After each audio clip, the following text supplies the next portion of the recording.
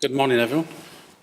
I'm here today to talk about something I'm extremely passionate about. I've been involved in the energy markets now since deregulation, mainly involved in the procurement side, both on domestic and commercial. But over the last 3 or 4 months, our business has really moved towards a completely different model. We're moving more towards helping the community and setting up community schemes. And that's what I'm going to talk to you about this morning. So as I say, we're a national integrated commercial utilities service. We offer procurement for both domestic and commercial, established in 2013. Very much a technology-driven company. It's about using software to pick up the data we receive from our customers and try to use that to really help them. I'll go through a little bit about how the community schemes came across. Around about January this year, I was with my son, who was 12 years old. We were at a local football game. He was playing in a match. We were watching the game, and I looked at. We were enjoying the game, but I looked at the kit they were wearing, and it wasn't very good. It was quite shabby. And I spoke to the coach afterwards about the kit and how often they changed, and he said, it's about funding. We don't have the funds to change, so it's usually every 2 years. I immediately said, well, we'll pay for a new kit and try and support the team. When I came away from that match, I realised that there's thousands and thousands of small teams around the country and other organisations who don't have the funding to help themselves. So we tried to put something together where we can help them support themselves. Ongoing year on year. And that's where where the idea first came from. For many years, I'm not sure how much DIY SOS is shown up in Scotland. I'm sure it is. I'm sure you've all seen DIY SOS with Nick Knowles and we've all watched the programme and got very emotional when we've seen how great they've helped a particular family and all the community coming together to help them. And it's fantastic, and we come away from that feeling great, but what then? So it's part of what we tried to set up is to have a sustained approach to trying to get communities to help themselves. I've also worked in the last 3 years on many of the government funds, Eco and Green Deal. And again, fantastic schemes that helped a lot of people. But because of the way the schemes were set up, many of the smaller houses just didn't receive the help purely because of the financial restrictions. The way the schemes were set up, it was based upon the savings on a household, and a lot of the smaller households just didn't get the support. So part of this scheme as well is to generate a fund that can be used in the local communities to help fund fuel poverty. But there's many other reasons why the fund has been set up.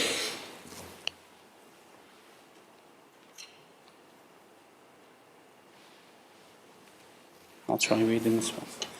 The community scheme is an innovative method by which the process of switching energy suppliers can generate a financial return for both domestic and commercial customers.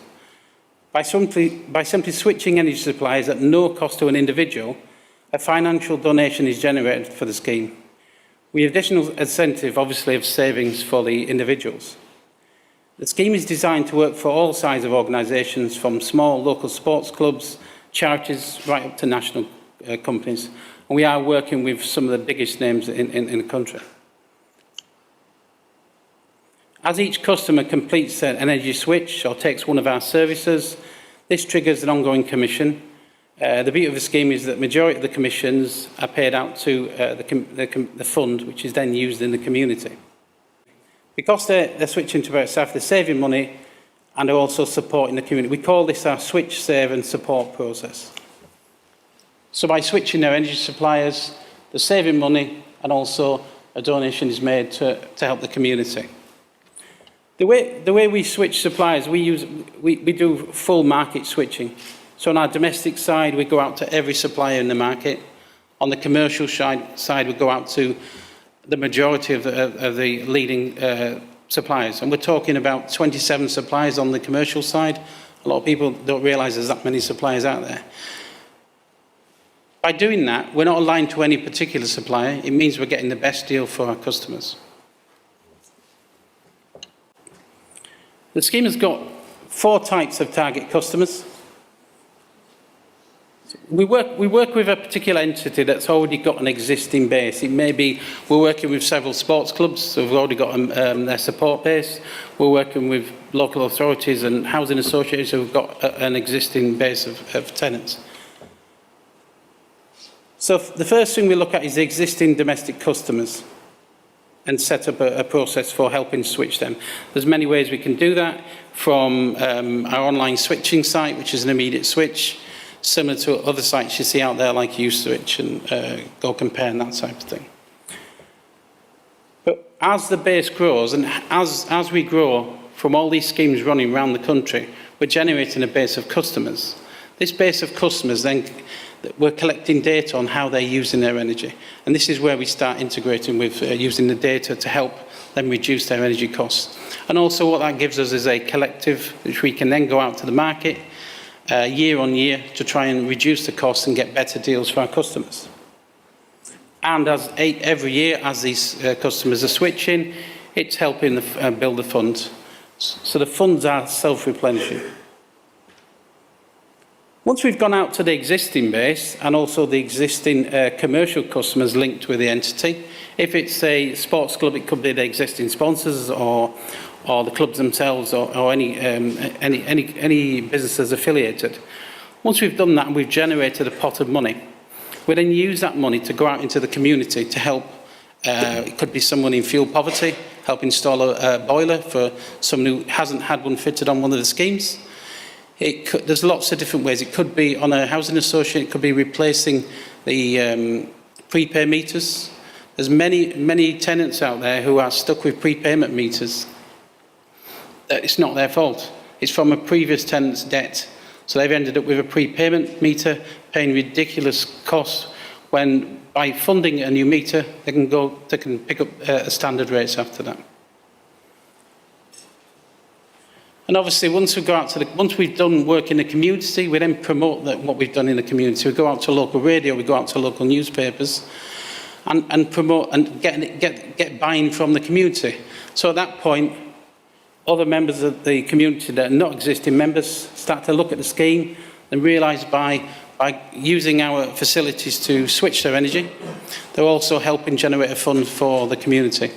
And the same on the commercial. It works exactly the same way. We've got 3 main sources of income that we generate for the fund.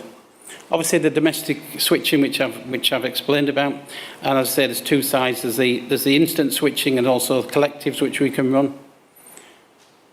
There's a commercial energy procurement, so we will look at a particular company. We will source the best deal for them up to 5 years, and that will generate income for the fund as we're paid from the suppliers for procuring that energy. But what all this leads on to is installing energy efficiency measures. As our customers come on board, we can start marketing the additional products to them, where they can reduce their energy costs further by taking LED lighting or solar or any of the energy efficiency measures that will help them reduce their costs. And in many cases, we have full funding for these measures, so it's not costing them anything.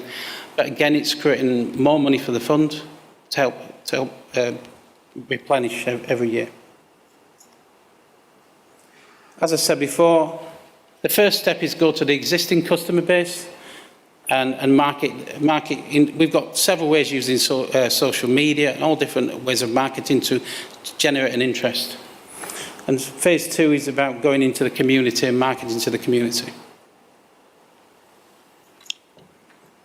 I don't know if you can see the model, but so the way the model works, the community scheme itself, the owner, the entity that we start the scheme with, we first go out to the existing customers, both domestic and commercial. The opportunities generated on commercial side are the procurement and the energy efficiency measures for business. And on the domestic side, we've got our online comparison report site, which we provide a full white labelled site for any of our customers. And then there's the collective switching. Many people in the past have tried to run collective switching schemes. Some have worked, some haven't. The key thing is about getting enough of a volume to make a difference. The plan for our schemes over the next year, 18 months, is build up enough volume so all these individual schemes will feed into one pot that we can then go out and get a better price for everyone. As we procure these deals with the energy suppliers, they pay us commissions. We pay the majority of these commissions into the community fund. Whoever's running the fund will decide how that fund is used in the community for good causes. There's lots of different ways, as we say. What we provide is a full white label branded site. There's lots of ways to market this, as I said, which we go through with any new scheme.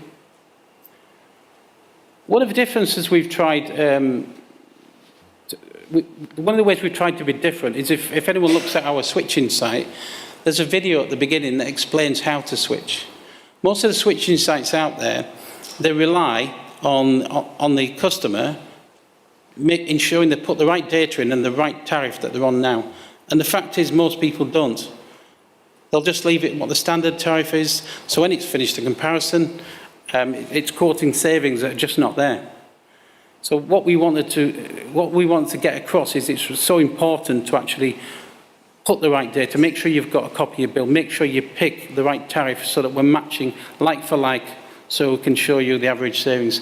And we have a video that plays before they even start going through the comparison. If anyone looks at the site, they'll see how that works. That's working very well. The average savings we have at the moment on our domestic site is £428 a year per customer. By targeting the customers to provide the right information, we're ensuring they're getting the right results back. We've got a dedicated management team that helps support these schemes, because what happens, you get a lot of interest. We have currently 75 schemes lined up to start. What happens with these schemes, we're not really getting many no's. Everyone's interested in starting the schemes, but if we left the schemes to the entity to actually promote themselves, it just wouldn't happen, because everyone's busy doing what they're doing. So what we've put a mechanism in place that we hold the hand of the scheme to make sure it starts and we get the momentum, and once they start, we constantly manage and give support to help push the scheme along, year on year.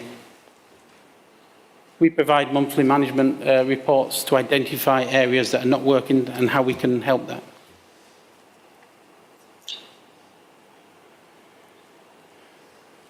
A lot of questions we get asked is how long the scheme will run for. Well, the scheme can run for as long as the entity, the scheme owners would like, year on year.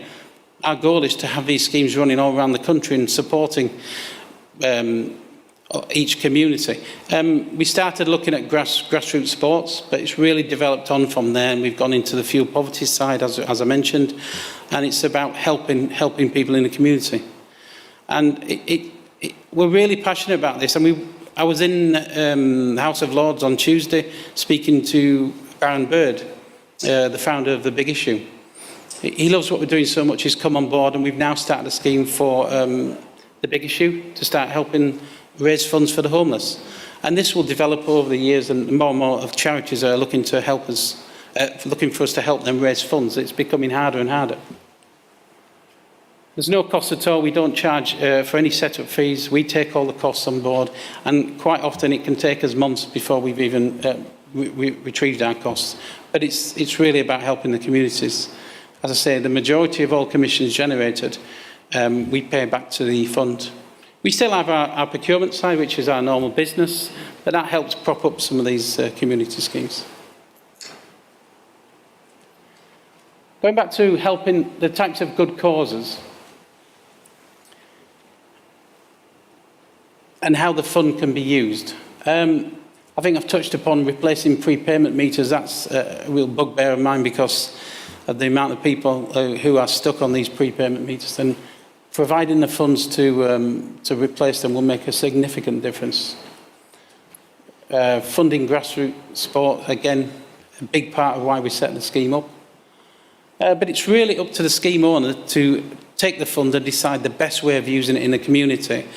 When we do need buy-in from the scheme owner, they have to help us promote. They know what touches their community and what's going to excite their community to start supporting and getting involved. And that's it for me, really. That's what we're about. Andy, thank you very much. Are you staying for the second session? Yeah. And you're here all day? I'm here all day. So if anyone wants to know any further details, I'm at the stand-up. It's particularly relevant to the next section as well, because when societies self-organise, imagine the increased power in you helping a self-organised, socially organised and data-organised community. Absolutely. Then you're going to accelerate much quicker. Thank you very much. Thank you.